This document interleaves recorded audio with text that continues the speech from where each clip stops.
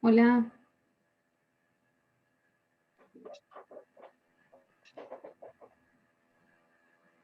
¿cómo Hola, estás? profe. Hola, buenas tardes. Nos habían dejado colgados. Y pensamos que no teníamos clase. No, ¿me escuchan bien? Sí, A ver si es mi volumen. No, la semana pasada no tuvieron clase porque falleció mi abuelo. ¿Se acuerdan que les había dicho que tenía COVID? sí. Falleció el domingo, entonces la verdad que el lunes estaba con un montón de cuestiones personales. Y además estaba mi papá también con COVID, que gracias a Dios ya está bien. Pero bueno, nada, estamos aprendiendo a vivir el día a día en el marco de esta pandemia. Es muy complicado, la verdad. Así que bueno, haremos lo que se pueda. Esperemos que hoy no se nos corte el Zoom como la clase pasada, ¿sí? Habíamos quedado en una duda que tenía Lautaro, ¿era? Bueno, uno de sus Sí, estoy compañeros, acá. ¿sí? Eh, había planteado algo con relación al monismo-dualismo,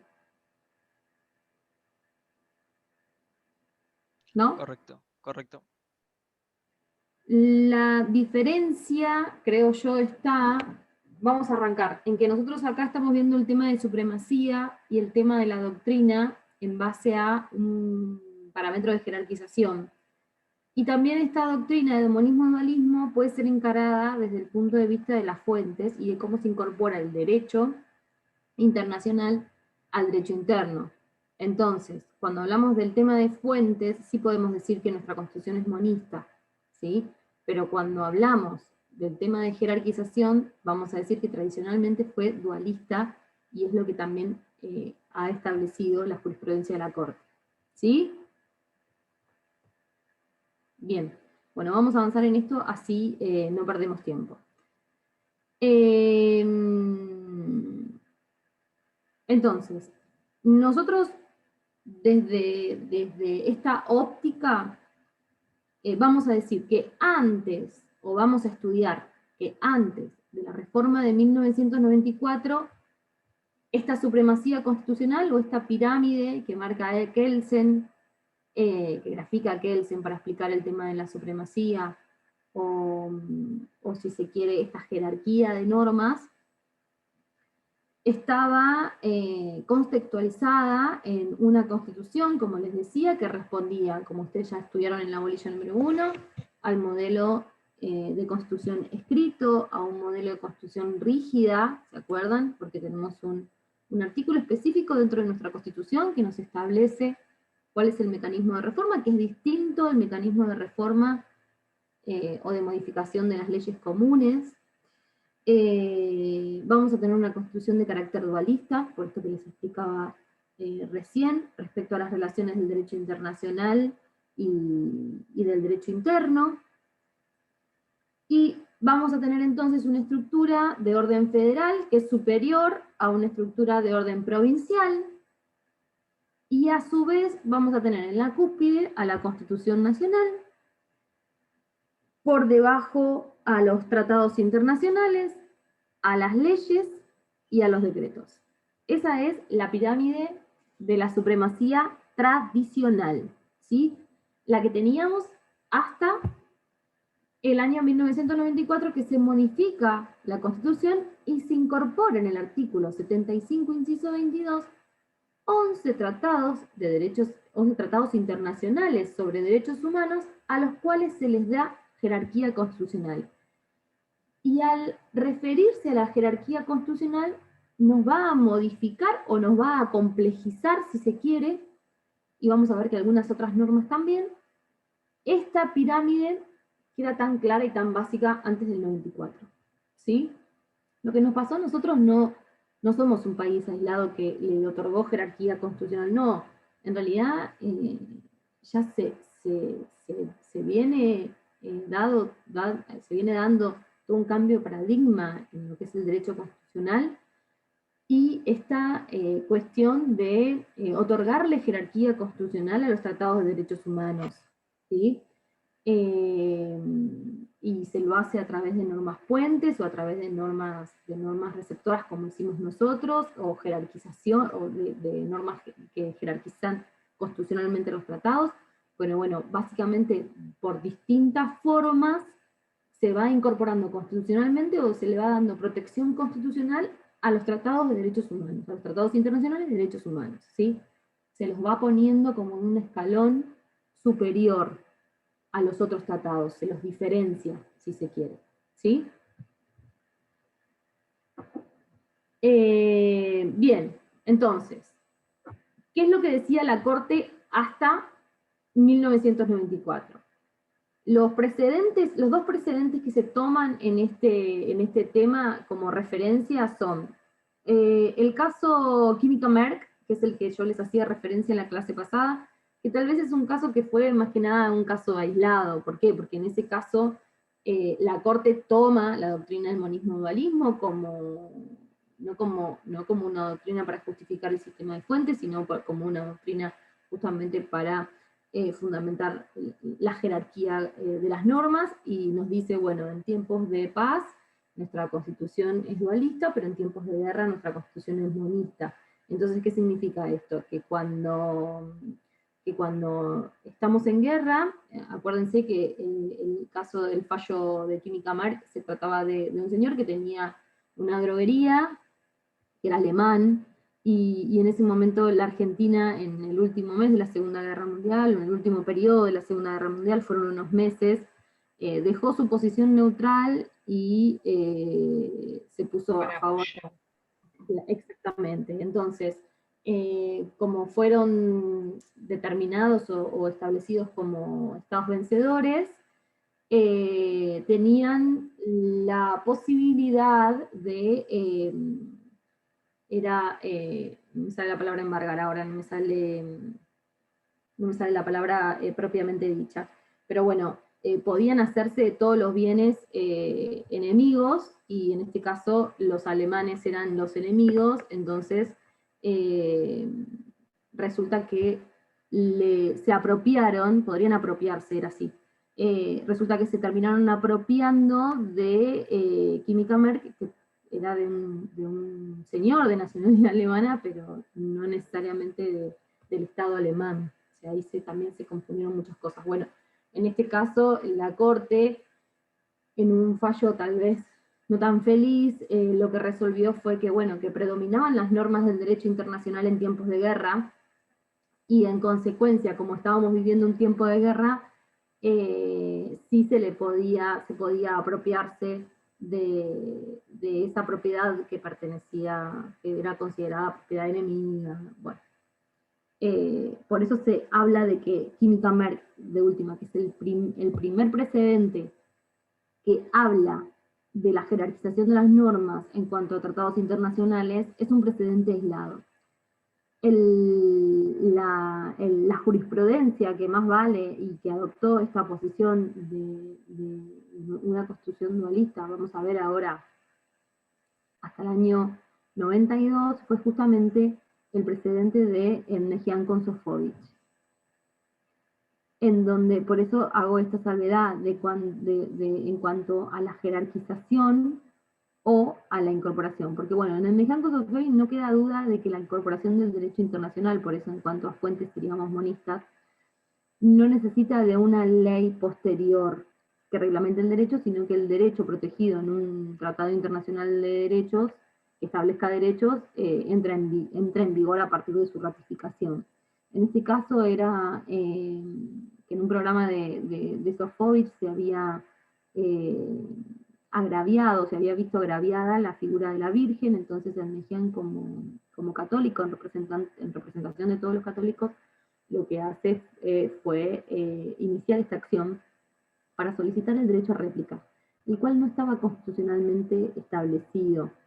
Y en este momento él se amparó en el artículo en la Convención Americana de Derechos Humanos, que sí preveía el derecho a réplica. Y bueno, en este caso se le dio la razón, se le hizo lugar a la acción, y se dijo que el derecho internacional entra en vigor, ¿sí? Se aplica y es totalmente válido invocarlo de forma directa, ¿sí? Por eso es la dos diferenciación de lo que es el derecho internacional, o de estas doctrinas utilizadas en forma de el tema de la jerarquización y de la supremacía, y por el otro lado, en lo que es como la incorporación del sistema de fuentes, de lo que es la incorporación del derecho internacional al derecho interno. Bien. La cuestión se presenta con la reforma que hace la Convención del 94 en el artículo 75, inciso 22. En realidad nosotros lo que tenemos que determinarles es cuál es el estatus que hoy los tratados en materia de derechos humanos tienen en este contexto constitucional. Y vamos a ir viendo que hay distintas posiciones doctrinarias. Yo voy a ir tratando de ir desmenuzando cada una de las mismas. Después al final les voy a dar un cuadrito que está muy bueno en el libro de Jiménez, para que lo tengan ahí todo ya resumido, porque les va a servir un montón, y para que no se mareen. Pero básicamente los puntos que se van a ir tocando son si estos tratados, al recibir la jerarquía constitucional, forman parte o no de la Constitución Nacional. Ese es un primer punto. Si tienen la misma jerarquía, si forman parte de la Constitución Nacional, si tienen la misma jerarquía que toda la Constitución, o podemos dividir entre parte orgánica y parte dogmática, porque ahora vamos a ver, cuando lo leamos, cómo son incorporados estos 11 tratados, que después, incluso con posterioridad, fueron incorporados otros por ley del Congreso. Y esta es la famosa flexibilidad de la cual hablaba Germán Vidal Campos, que queda en cabeza del Congreso, si se quiere, este rol constituyente, porque en definitiva se fue modificando sin la necesidad de llevar a cabo una reforma constitucional, al menos para incorporar nuevos.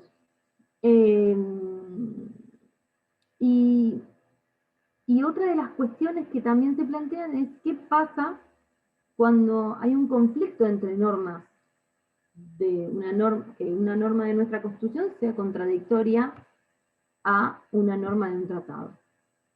Estas van a ser las cuestiones en las cuales la doctrina, tomando distintas posiciones, ha tratado de ir dando alguna respuesta. Bien, en primer término, vamos a leer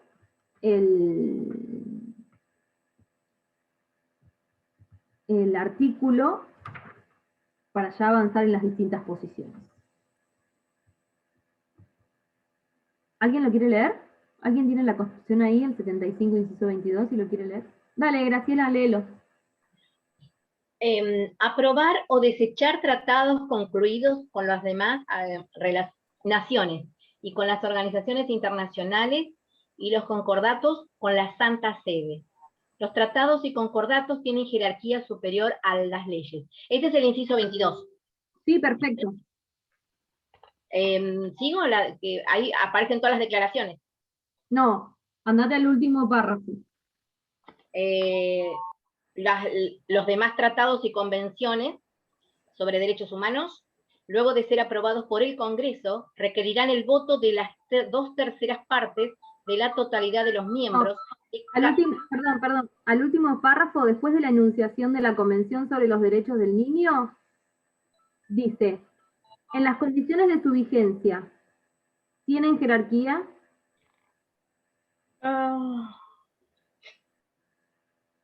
No, ya, ¿dentro del inciso 22? Sí, bueno, se lo sigo yo. Sí, acá está.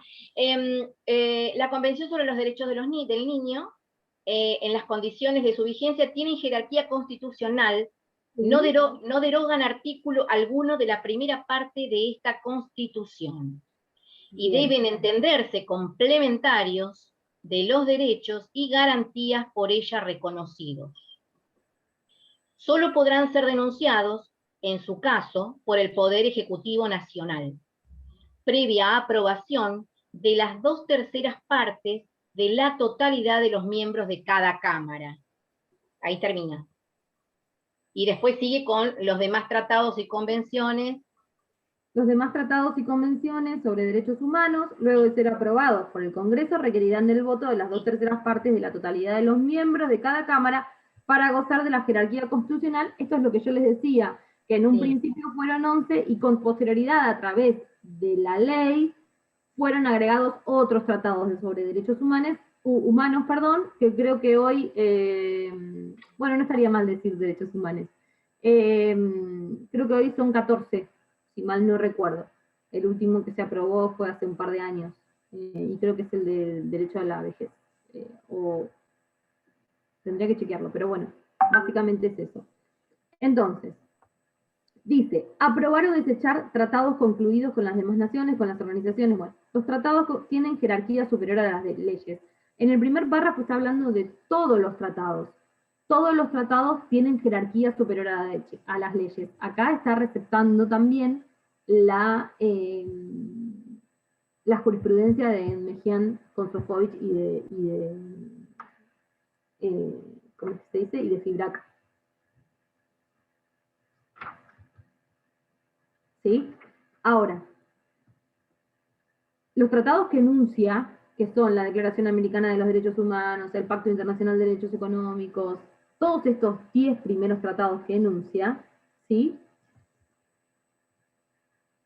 En las condiciones de su vigencia, o sea, en las condiciones de su negociación y con las reservas que haya hecho el Estado argentino al momento de su celebración y al momento de su ratificación, ¿sí? En las condiciones de su vigencia, tienen jerarquía constitucional, ¿sí?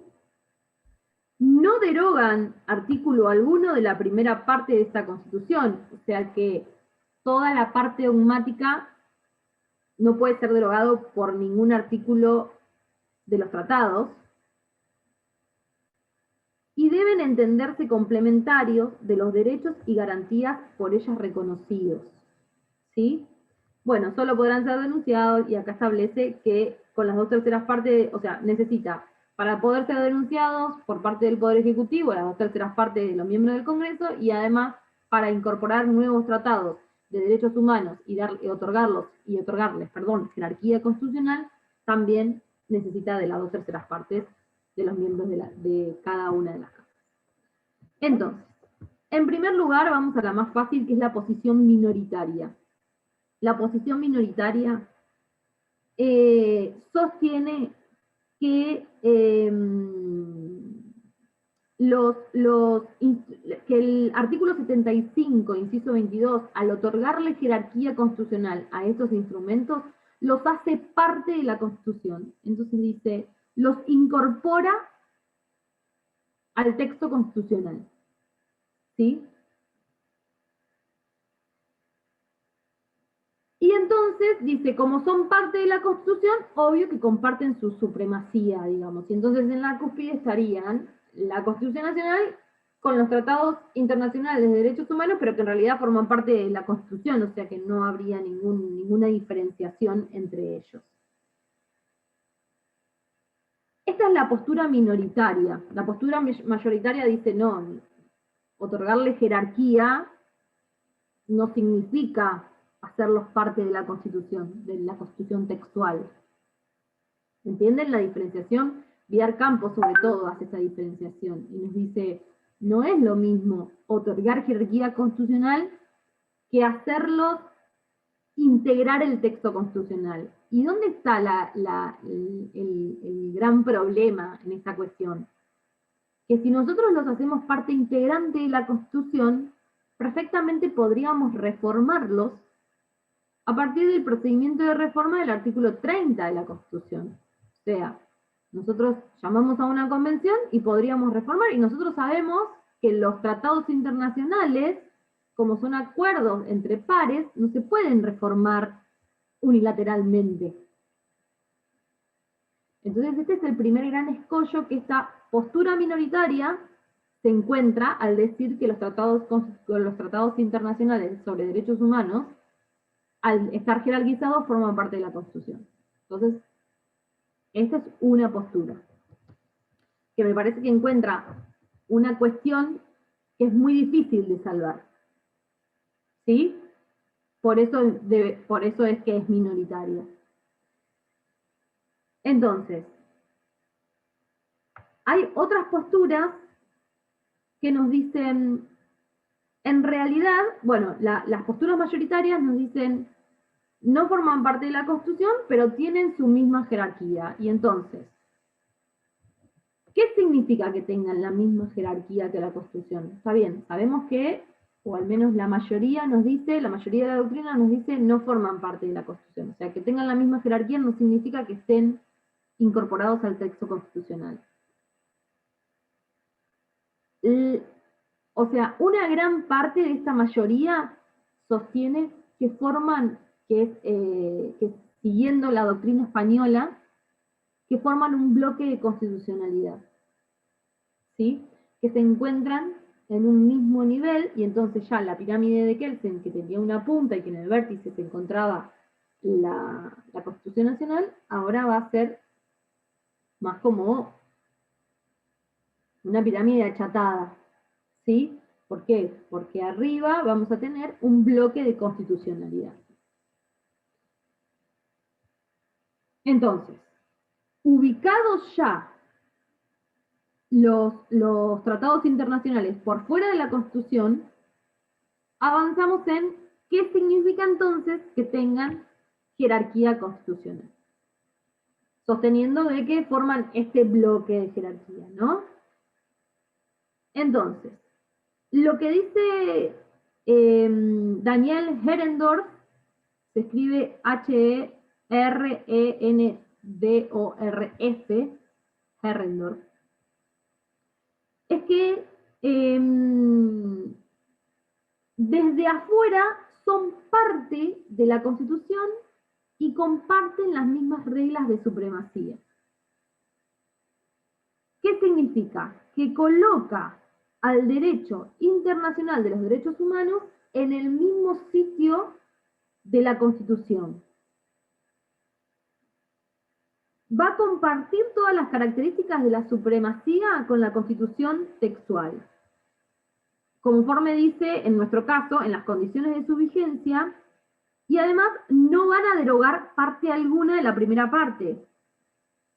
Entonces, en este sentido,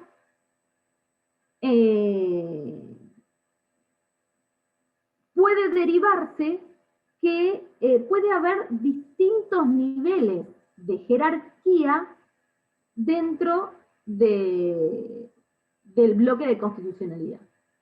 Entonces, vamos a tener con una jerarquía superior a la parte dogmática, que es la primera parte, que es la que no puede derogarse.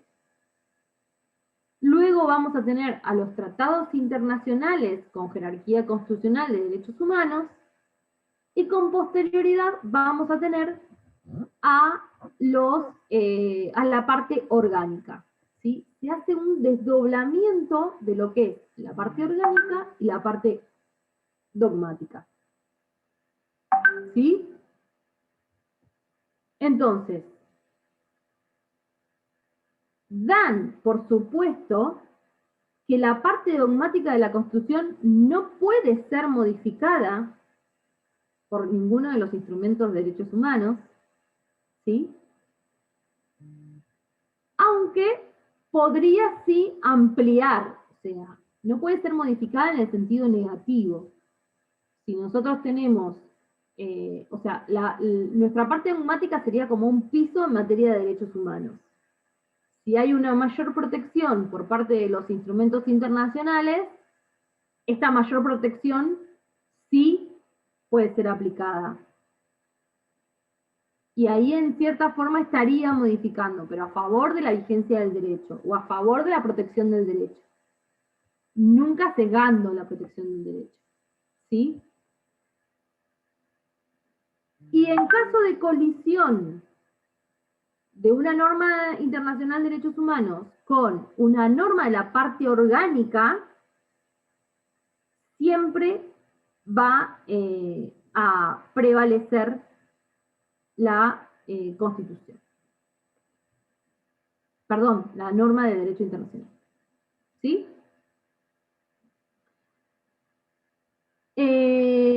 Sagüez en este punto enfatiza, dice, tales instrumentos valen como la Constitución sin formar parte de ella. Acá volvemos a lo mismo, ¿sí?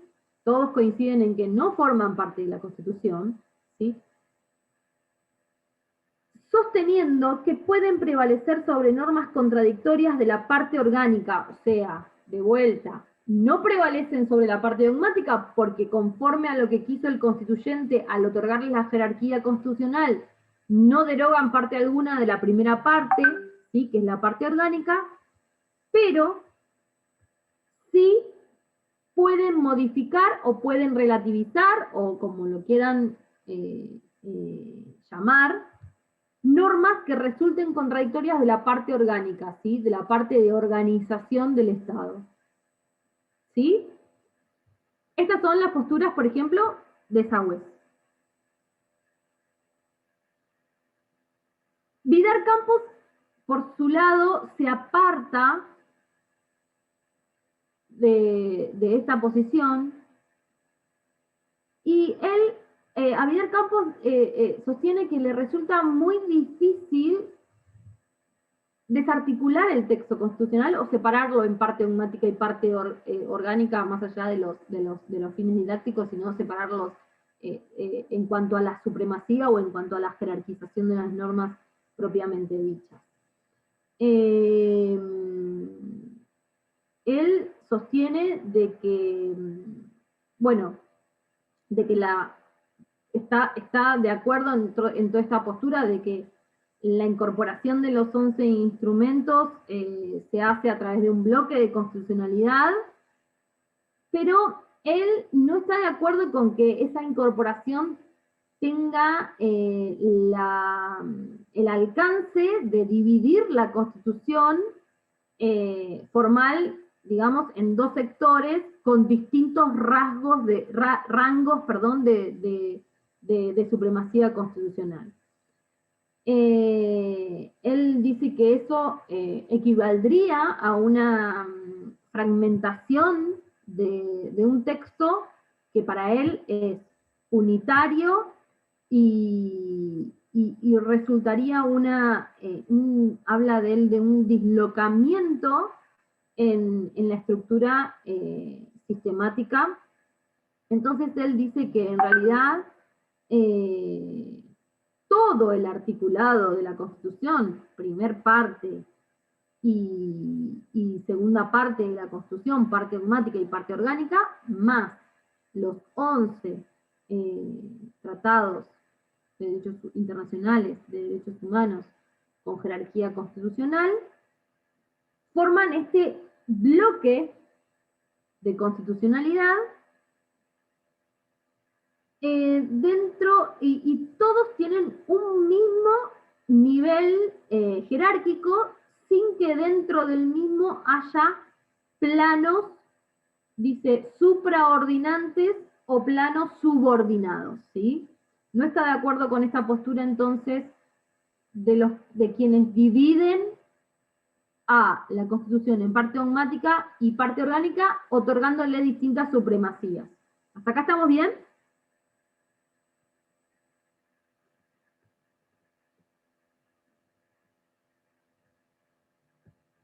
¿Sí? ¿Seguimos? ¿Ninguna duda?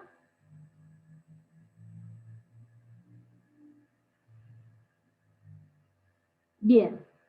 Y entonces, si todos tienen la misma jerarquía, ¿qué solución le da Vidar Campos al caso de que exista una colisión entre una norma constitucional y una norma proveniente de los tratados de derechos humanos? Bueno, él dice que en caso de que exista una colisión entre normas contradictorias, siempre se debe estar a la vigencia y a la mayor protección de los derechos humanos. ¿Sí? Esta es la solución que él le pone. que es una solución similar que adopta Andrés Gil Domínguez, porque sigue básicamente la misma postura que el maestro Germán Vidercampos, y en realidad él toma o establece que en caso de conflictos de normas entre la Constitución y el tratado, se debe aplicar los principios de jerarquía y competencia, y él propone inclinar la balanza para uno, o sea, para el lado de la Constitución o para el lado de los tratados, siempre teniendo en mira la regla pro homine, que es el principio que establece que siempre se debe estar a la mayor protección de la persona. ¿Sí? Es muy finita la diferencia, porque Vidercampos habla también de mayor protección, pero habla de mayor protección de los derechos humanos, y Andrés Gil Domínguez habla de mayor protección, pero de mayor protección de la persona. ¿Sí?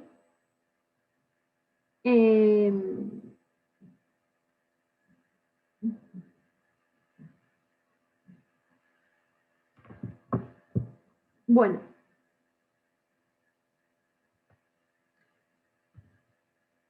Seguimos entonces con las distintas posturas. Hitler, por su parte,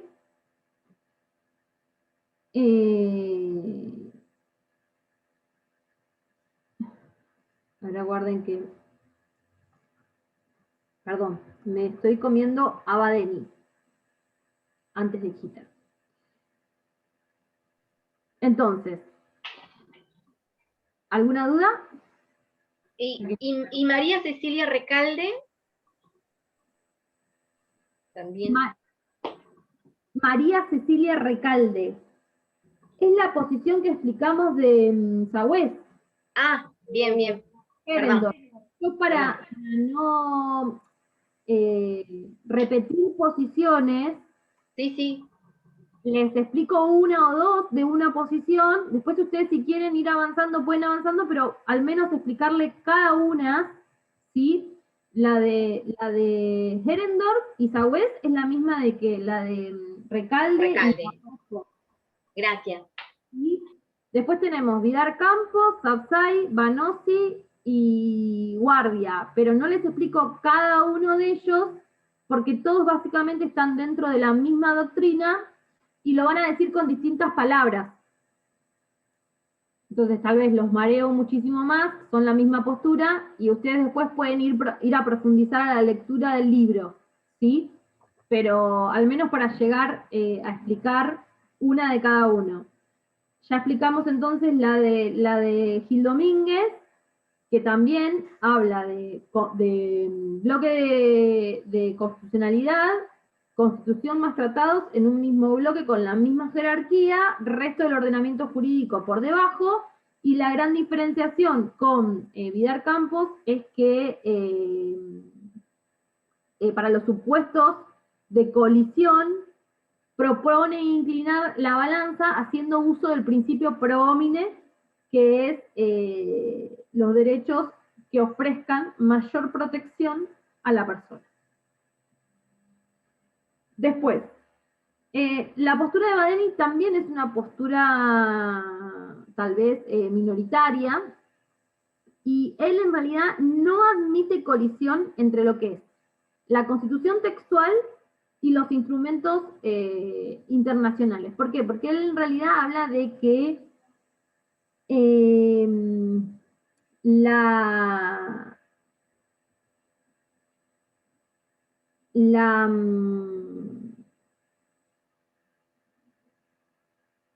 la reforma constitucional ha tenido que, la convención, perdón, ha tenido que realizar un contralor de estos. Entonces él dice, no puede haber nunca una colisión entre una norma del instrumento y una norma de la Constitución.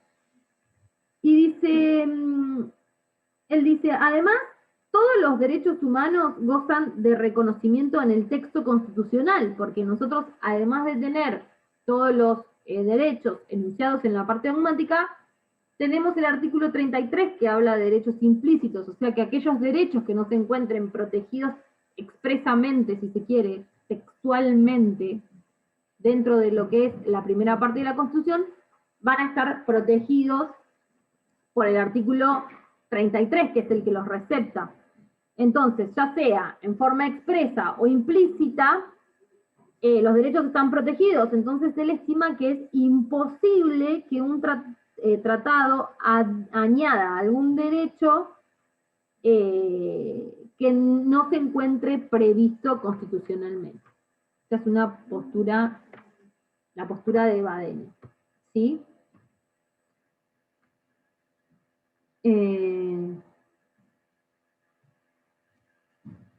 Que también, vaya sea de paso, adopta la posición de que, bueno, que en caso a menos de que sea imposible, en caso de colisión, se puede aplicar la postura del principio pro homine, ¿sí? Siempre en pro de la protección de la persona. Bien.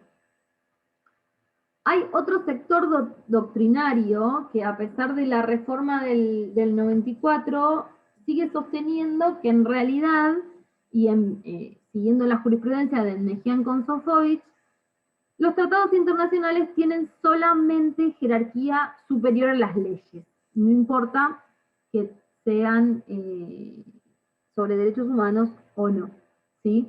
Que esta es la postura que les decía de Hitler, ¿sí? Dice,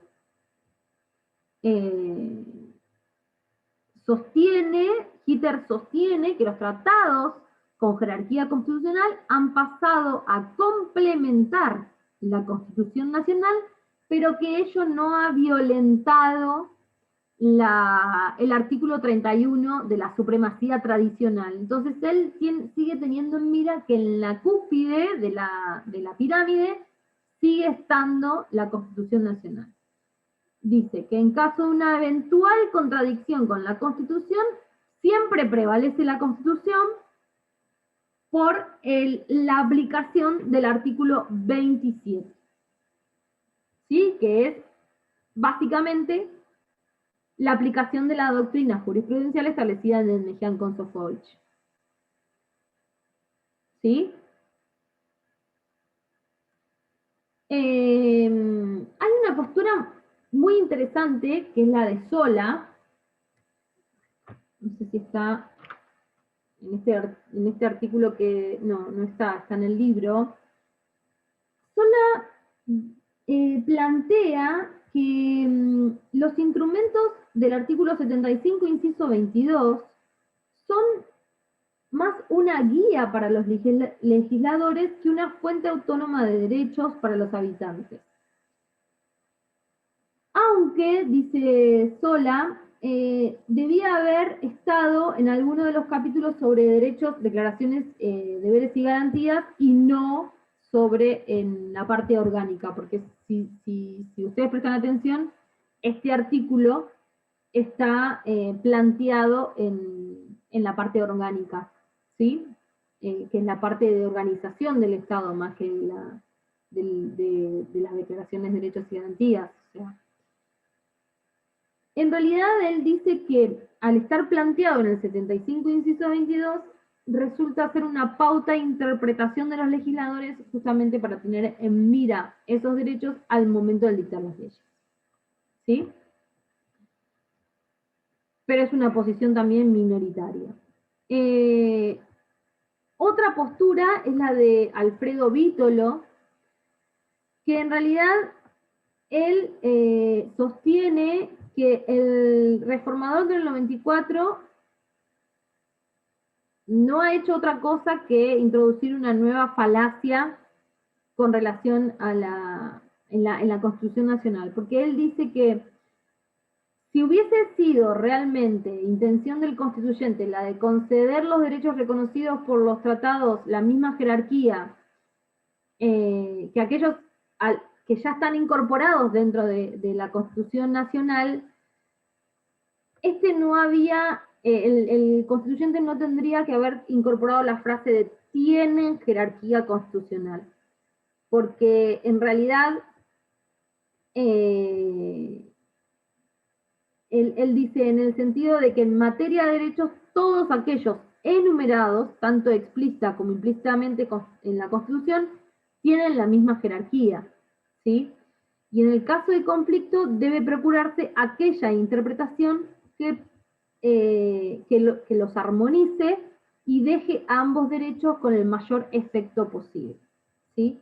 Esta es la posición de Vítolo, que en realidad ampara su fundamento en el artículo 7 de la 24.309, que es la ley que declaró la necesidad de reforma, porque este artículo establecía que no se podía introducir modificación alguna a la primera parte.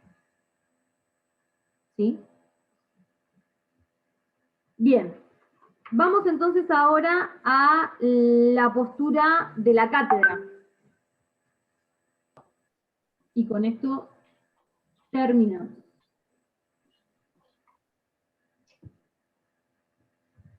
Bien, ¿cuál es la postura entonces de la cátedra que también ofrece el doctor Jiménez? Ofrece una interpretación bastante particular de la cuestión. Si ustedes a mí me preguntan, a mí me gusta más la postura de Vidal Campos o la de Andrés Gil Domínguez. Ustedes después cuando lean todas van a también poder elegir. A mí me gusta la postura de Andrés Gil, básicamente más la de Andrés Gil Domínguez, que nos habla de un bloque de constitucionalidad en donde a los tratados se les dio la misma jerarquía que la Constitución, que se encuentran en un mismo nivel, pero que la pirámide ya se acható, ¿sí? Y que en caso de conflicto entre una norma constitucional y una norma del derecho internacional sobre derechos humanos, hay que aplicar el principio pro homine y aplicar la norma que resulte más beneficiosa a la persona o a los derechos de la persona.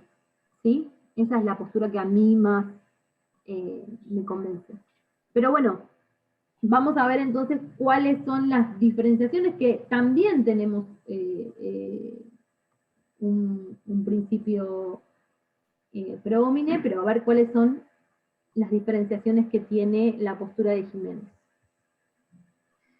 Jiménez entiende que los tratados sobre derechos humanos no integran la Constitución, en esto está de acuerdo con la postura mayoritaria, ¿sí? Dijimos que la postura minoritaria entendían que integraban la Constitución, ¿sí? Que esto es el grave problema que tenía es que podían ser reformados por el convencional del artículo 30, por el constituyente del artículo 30, entonces la verdad que a través de una reforma es imposible modificar un tratado, entonces esta postura minoritaria tiene este grave problema. Entonces, él entiende que los tratados sobre derechos humanos no integran la Constitución, sino que solo tienen su jerarquía. Pero él dice que tengan su jerarquía no significa que compartan su característica de ley suprema. Él siempre pone a la Constitución sobre. Dice, sino que tal forma lingüística, que no ha significado adicción al texto constitucional, debe ser entendida como una guía de interpretación obligatoria para los poderes públicos respecto de las materias de derechos humanos. Entonces, ¿qué nos dice él? En realidad, los tratados de derechos humanos no integran la Constitución y forman una pauta de interpretación obligatoria. Dice, solo tienen su jerarquía en los términos del test propuesto por la propia Carta Magna, ¿sí? Que los invita a actuar desde un escalón superior, complementando su articulado, a modo de pauta valorativa, que por su jerarquización resulta ser de interpretación obligatoria para los poderes públicos que lo apliquen. Y no dices como Sola, que habla de una pauta de interpretación por parte de los legisladores al momento de dictar las leyes. Él habla de poderes públicos, entonces, el Poder Ejecutivo tiene la obligación de interpretar todos sus actos en base a los tratados, a la pauta de interpretación obligatoria de los tratados internacionales de derechos humanos. El Poder Judicial tiene que dictar sus sentencias teniendo en mira como pauta de interpretación obligatoria los derechos humanos. Y el legislador, ¿sí? Hasta un intendente o hasta funcionarios de índole administrativa, la administración, todos tienen que obrar teniendo en mira como pauta de obligatoria, como pauta de interpretación obligatoria, tienen que llevar adelante sus actos de gobierno, sus actos judiciales, los legislativos, ¿sí? Teniendo en mira esta pauta de interpretación obligatoria, ¿sí? Y él deja a salvo o resguarda la regla originaria de la supremacía de la Constitución textual, ¿sí? Por eso les digo que, en este caso, dice, la regla del artículo 30 del texto supremo, el que reserva como función al constituyente, es solo una convención reformadora que debe ser convocada al tal efecto del Congreso. A ver, esto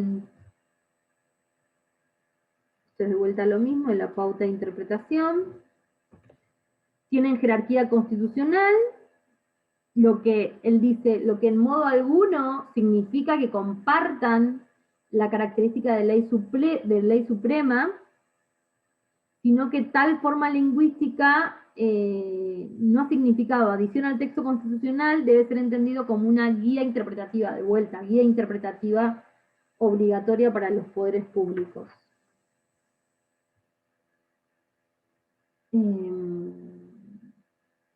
Dice, descarta la hipótesis de aquellos que formulan esta relación de intrabloques, como que exista dentro de lo que es la Constitución, una parte de la Constitución superior a la otra.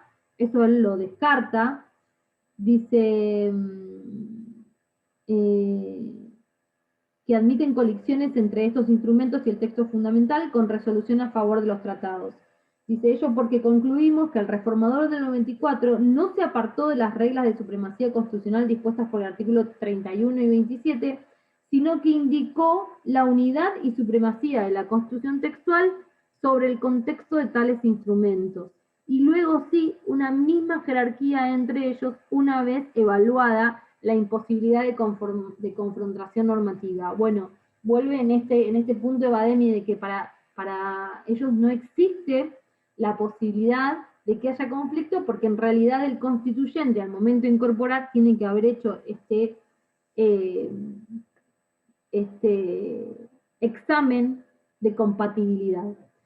Dice, de ello derivamos que en supuesto de colisión insalvable, cese en todos los casos la normativa internacional frente a la Constitución textual, sea cual fuere el párrafo, o sea, siempre le da predominancia a la Constitución. Teniendo en mira siempre esta cuestión como una pauta de interpretación obligatoria de los poderes públicos al momento de llevar adelante sus actos de gobierno. ¿Alguna duda hasta acá? Nos queda para la próxima clase el tema del control de constitucionalidad y ver al menos los principios de la bolilla número 8.